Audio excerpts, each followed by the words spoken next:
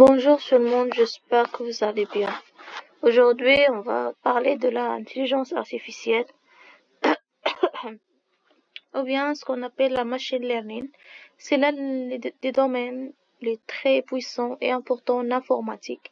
Il a beaucoup servi dans plusieurs domaines. Il a résoudre plusieurs problèmes en médecine, en ingénierie, en santé, en culture. Beaucoup de problèmes dans le monde ont été résolus par cette machine learning. Donc, il est apparu à la moitié du XXe siècle et, et il se base sur l'éducation de la machine de se comporter comme l'être humain dans le cadre de résolution des problèmes complexes et l'interprétation des données.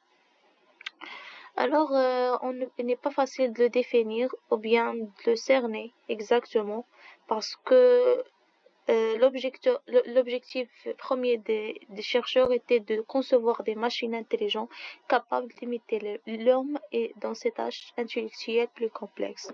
Donc, c'est une branche d'informatique réalisant des systèmes intégrant un grand nombre de connaissances ou de données, ce qu'on appelle le big data, et la manière de les traiter, il s'appelle traitement du système intelligent. Donc, l'intelligence artificielle conduit à cette interprétation, la résolution des problèmes, comme j'ai déjà dit.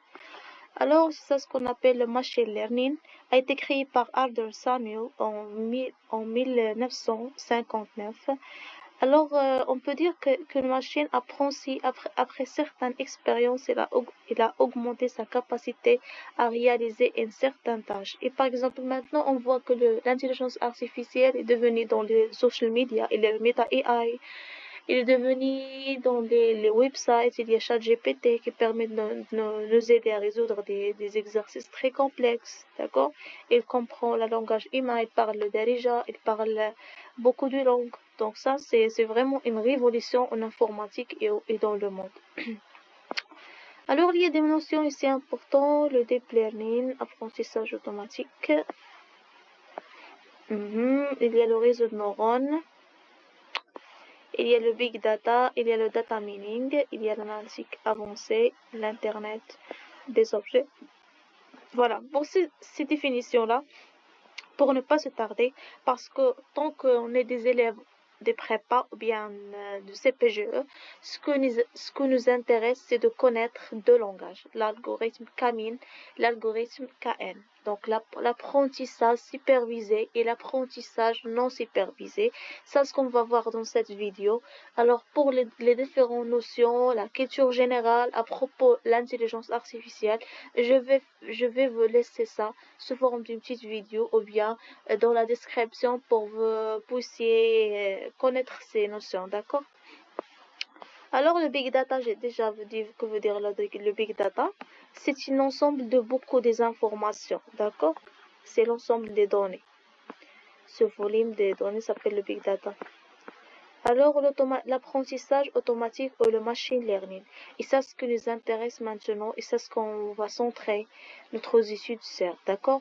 Alors l'apprentissage automatique est un domaine de l'intelligence artificielle. Alors il s'agit de permettre à une machine de progresser, d'apprendre par elle-même, à améliorer son fonctionnement dans un cadre de résolution d'un problème, mais sans jamais le programmer explicitement pour le résoudre, d'accord? Alors, à partir de données, par exemple, pour apprendre à reconnaître un élément dans une image, on fournira à la machine des images avec la présence ou non de l'élément. Et un modèle est élaboré. Ce modèle permet à la machine, lorsqu'on lui fournit une nouvelle image, de dire si l'élément est présent ou non. On distingue deux types d'apprentissage. L'apprentissage supervisé et non supervisé. Alors, l'apprentissage supervisé consiste pour un opérateur à montrer à la machine des milliers des exemples étiquetés avec leurs catégories qui permettent à la machine de déterminer elle-même les paramètres pertinents pour classer cet objet. Alors,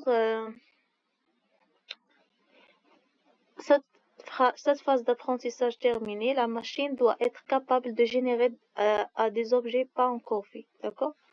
Mais l'apprentissage non supervisé, est plus ambitieux, mais il est aussi plus proche de notre propre modèle d'apprentissage, basé sur l'observation. Il consiste à faire en sorte qu'à partir d'un ensemble de données non étiquetées, la machine soit capable de créer ses propres catégories.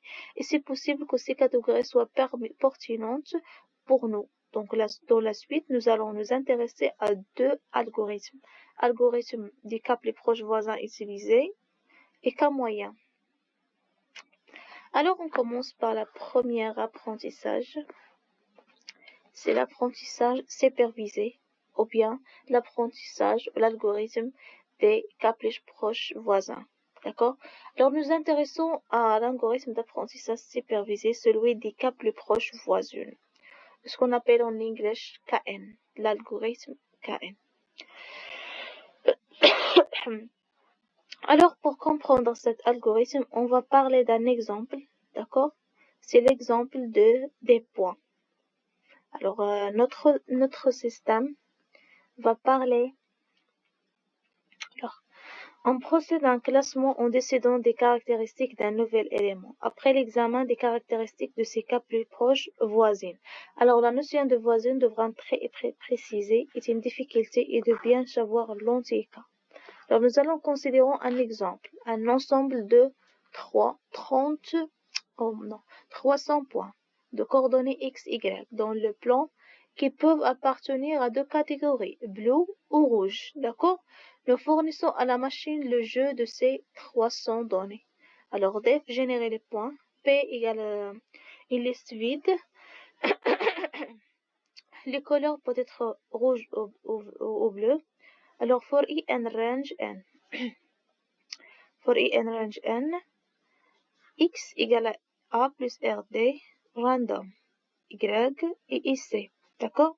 P.append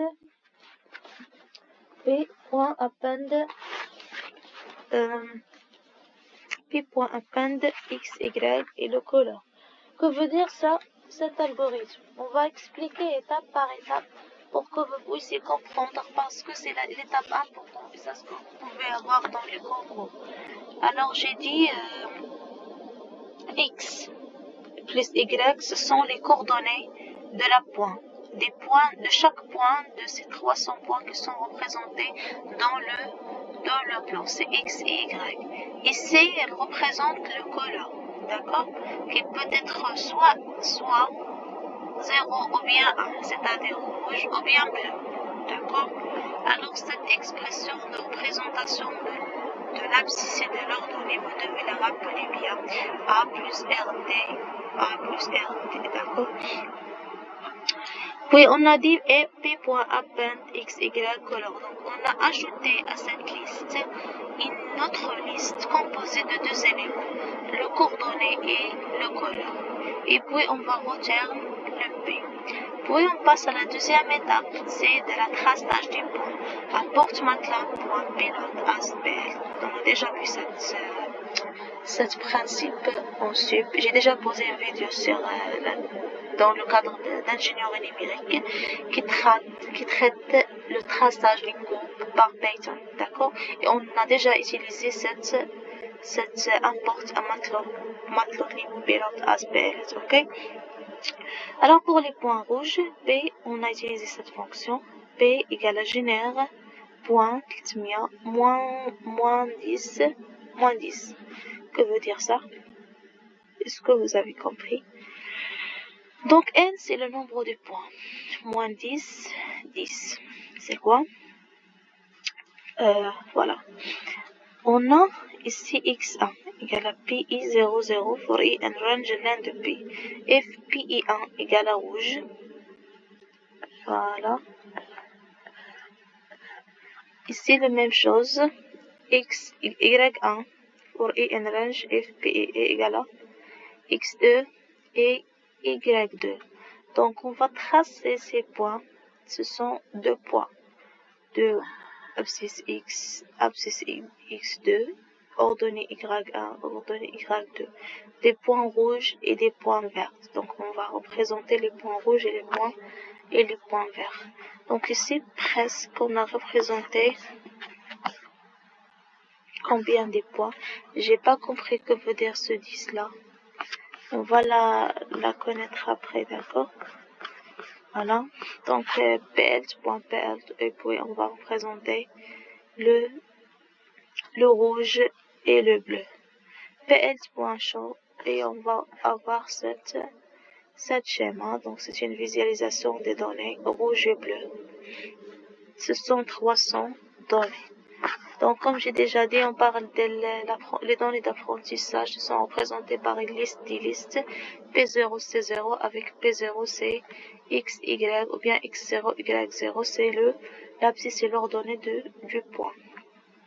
Voilà. Une fois ces données acquises, nous souhaitons à la machine de l'attribuer. Voilà. Donc, une fois ces données acquises, nous souhaitons que la machine attribue à un point P donné de coordonnées XY une catégorie rouge ou bleue.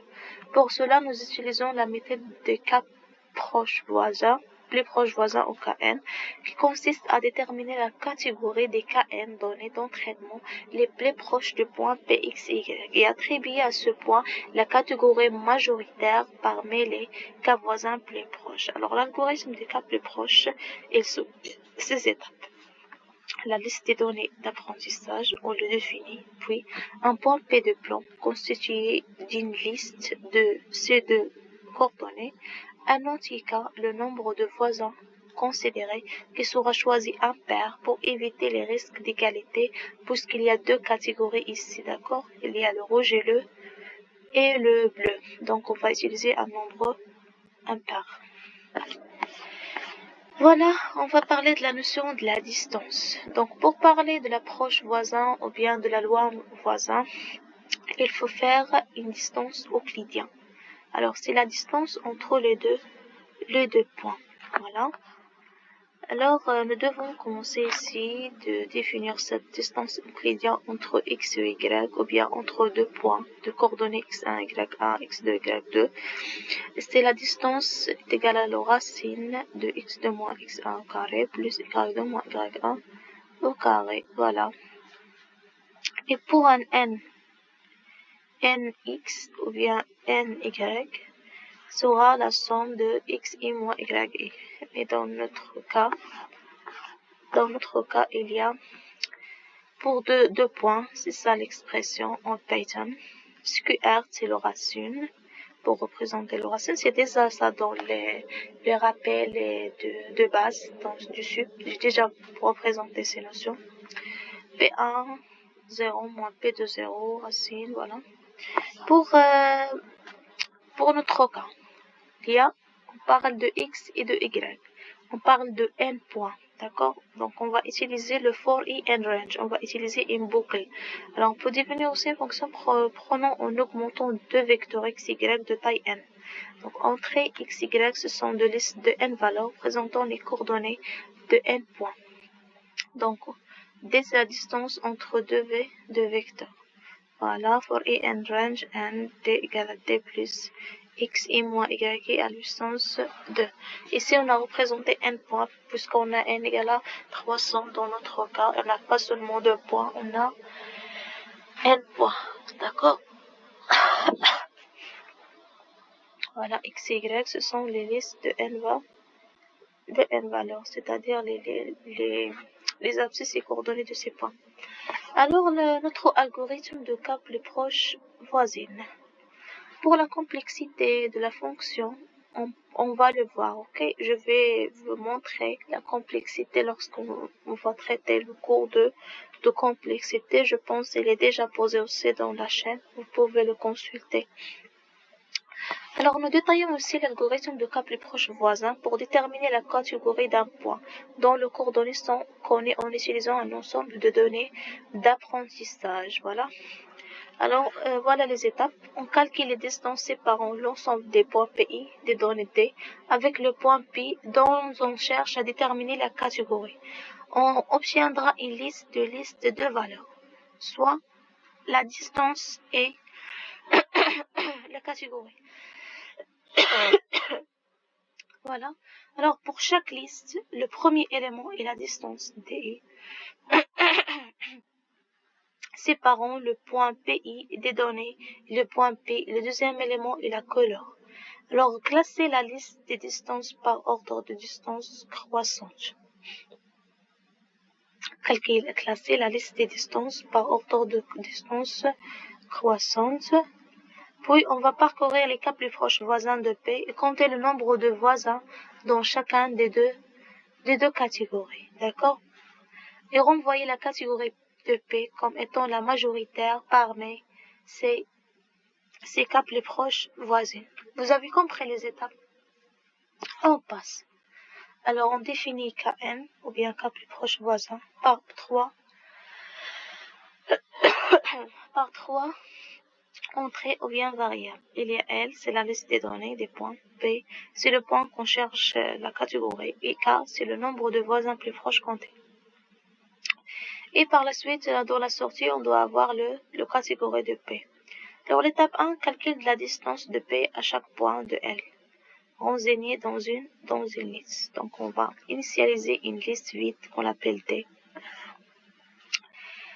Voilà la distance qui va contenir deux éléments, la distance du point P à P et la couleur de PI.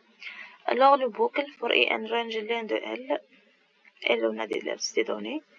PI égale à LI0, CI égale à LI1, le couleur de P, et DI égale à la distance de P et avant P, c'est la distance euclidienne qu'on a déjà vue. Donc, des points appendent DI-CI, la distance et le couleur. Puis, l'étape 2, c'est la tri selon la distance de P au point de LI.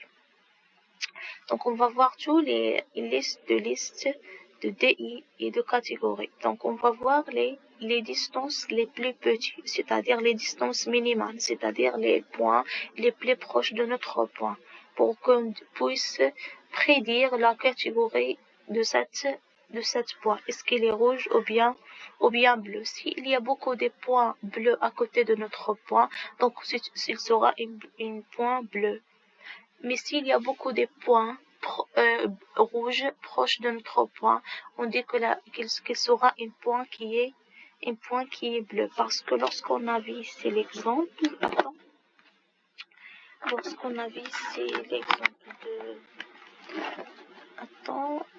voilà. Ici, vous voyez par exemple ici, il y a plusieurs points rouges près à côté de la point rouge. Donc, si il sera un point rouge, on revient. Voilà. Alors, après de la tri de la liste, selon le premier élément, c'est-à-dire la distance, des points sortent. On utilise cette fonction pour le trait. L'étape 3, c'est la détermination du nombre de points par catégorie dans le cas plus proche voisin. Alors, le nombre de R, le nombre de P égale à 0. For I and range car le parcours du cas plus proche voisin de P. If le DU1 égale à R, on va compter le nombre de rouge et le nombre du bleu qu'on a dans les cas plus proches voisins. C'est-à-dire, lorsqu'on va prendre un point et on trouve les cas plus proches voisins de cette point, on va commencer à compter lesquels de ces points sont bleus et lesquels de ces points sont rouges. Voilà. L'étape 4, c'est la détermination de la catégorie majoritaire. Et si le nombre de rouges sont supérieurs au nombre de bleus, on va retourner R. Donc, notre point, il sera un point rouge. Mais sinon, il sera un point bleu. Est-ce que vous avez compris ça? La troisième étape, c'est la test de l'algorithme. Pour tester cet algorithme, on va parler de la notion de la matrice de confusion. Il faut faire attention à cette partie parce que c'est crucial.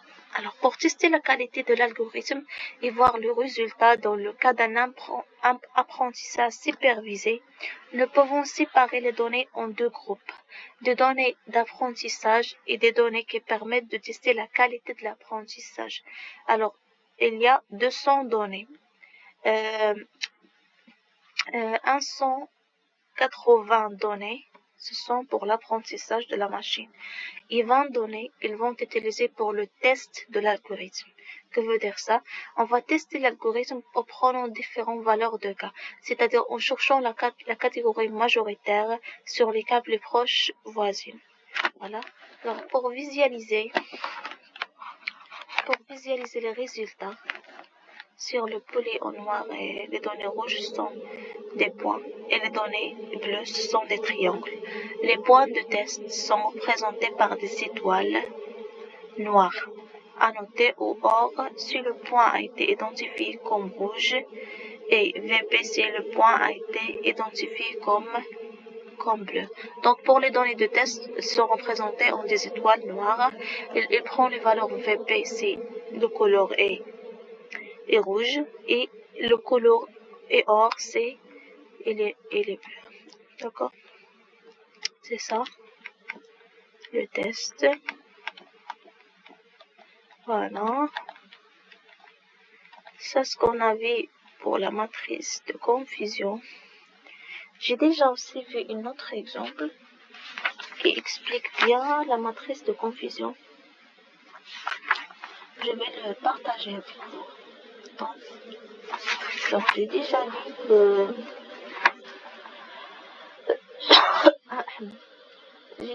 pour la matrice de confusion, j'ai déjà vu un exemple. C'est l'exemple de... Je pense que je dois terminer d'abord cet exemple pour vous montrer la deuxième exemple. Mais il faut que la matrice de confusion, il compare des valeurs prédites aux valeurs réelles pour évaluer la performance en modèle de classification. Alors, supposons qu'on a 800 patients, d'accord? 800 patients, ce sont les datas d'entretien. Alors, ces 800, il y a 200 patients qui vont être un data test ou bien un algorithme de test. On essaye de prédire le cas ces patients soient malades ou bien non. Si ces 800 sont sains ou bien malades, on va créer par la suite un petit tableau qui représente ça. On termine d'abord cet exemple pour passer au autre, d'accord? Pour ne pas vous mélanger les choses. Voilà. On va revenir à notre cas. La matrice de confusion, c'est une représentation graphique précédente et visuelle, mais ne permet pas de tester la qualité de l'apprentissage que dans ce cas simple à deux groupes de données, mais ne permet pas un test quantitatif. Nous avons un certain nombre de données pour le test. À chaque donnée, nous appliquons l'algorithme de KM. Les points test vont se répartir en 4 catégories. Le point est rouge, le point est bleu. Le point est bleu mais a été reconnu à tort comme bleu. Le point est bleu mais a été reconnu à tort comme rouge. D'accord? Donc il y a toujours des données qui sont... il y a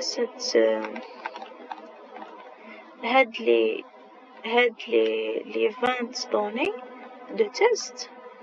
Il se peut être du bleu ou bien du rouge vrai ou bien des points qui sont bleus mais on a pensé qu'ils sont rouges ou bien des points rouges qu'on a pensé qu'ils sont bleus. Donc ce tableau nous permet d'éliminer toutes sortes de confusion et de vraiment avoir une performance ou bien une précision plus augmentée.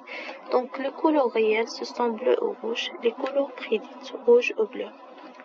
Donc bleu avec bleu et les vrais bleus ou bien et les faux bleus. Vrai ou bien faux. Donc, ce sont des prédictions. D'accord? Il se peut que notre point, le couleur réel de notre point soit bleu, mais on a pensé que c'est une couleur rouge. Donc, notre prédiction est faux. Il se peut qu'on a pensé qu'il est rouge, et vraiment il est rouge, donc c'est vrai. Bleu et bleu est vrai, donc rouge, bleu, c'est faux, d'accord? Alors, la matrice de confusion est construite ainsi. Chaque ligne correspond à la classe réelle et chaque colonne correspond à la classe prédite. Et à mise en évidence qu'on a déjà vu cette matrice de confusion et l'algorithme KN était déjà posé dans un CNC. c'est le 2025 en informatique et aussi en sciences d'ingénieur. Donc on va voir déjà, on va traiter un concours qui parle de l'algorithme KN, de l'intelligence artificielle dans le concours pour que vous puissiez le fixer bien et bien l'acquérir. D'accord. Donc, à l'intersection des lignes I et d'une colonne G, on trouve le nombre d'éléments de chaque classe réelle I et de chaque classe prédite G. Voilà.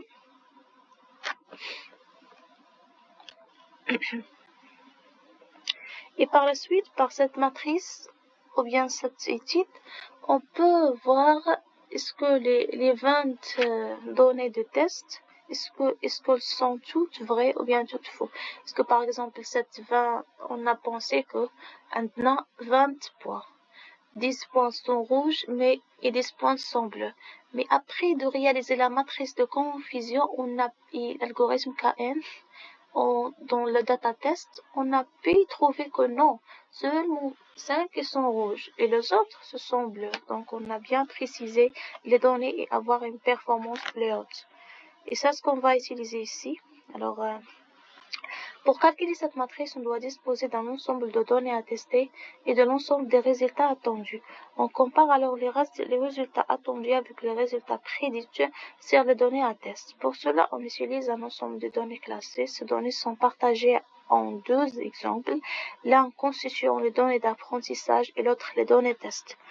Donc, définons la matrice de confusion, apprentissage, test et cas. Donc, ce sont les données, ce sont les points, ce sont les données de test et K, c'est bien sûr le nombre de voisins choisis pour identifier le catégorie. Et le sortie, bien sûr, on doit sortir la matrice de confusion 2 fois 2. Alors, matrice confusion NP0 de 2, c'est l'initialisation de la matrice. On a dit au système qu'on veut une matrice de 2 colonnes et de 2 lignes, c'est-à-dire de taille 2. D'accord? Il est bien sûr ici déjà contient des zéros, il n'y a pas des choses là-bas, on va la remplir. For I and range len de test, on va prendre le nombre des éléments dans le data test, on va les parcourir sous forme d'une boucle, d'accord?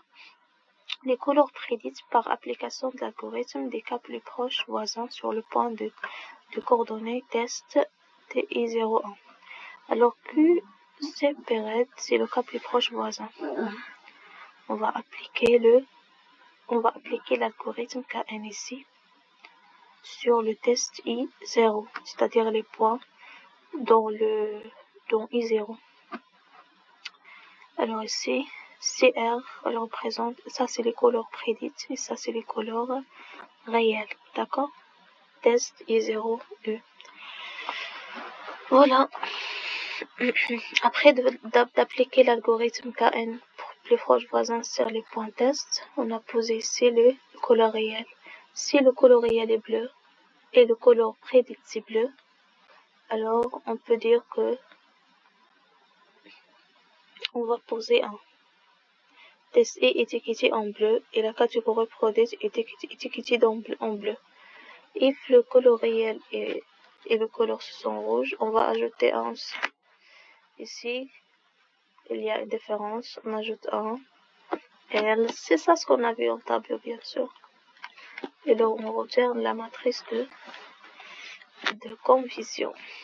Quand vous allez me dire pourquoi on va utiliser ici l'algorithme KN. Alors, on a utilisé l'algorithme KN dans le data test pour qu'on puisse, d'accord, pour qu'on puisse préciser les cas plus proches voisins des points 20, d'accord, le coloré. En page, cette matrice de confusion peut être aidée à choisir la meilleure valeur de cas pour un ensemble de n points. 3 sur 4 est un serve de données d'apprentissage et 1 sur 4 de données de test. On obtient la matrice de confusion suivante.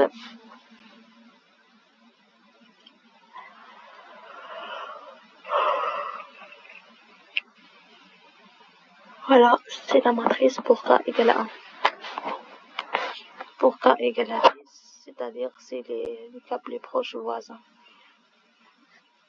Nombre de points voisins, c'est K1 égale à 1. K égale à 50, K égale à 100. Voilà. Voilà, c'est ça.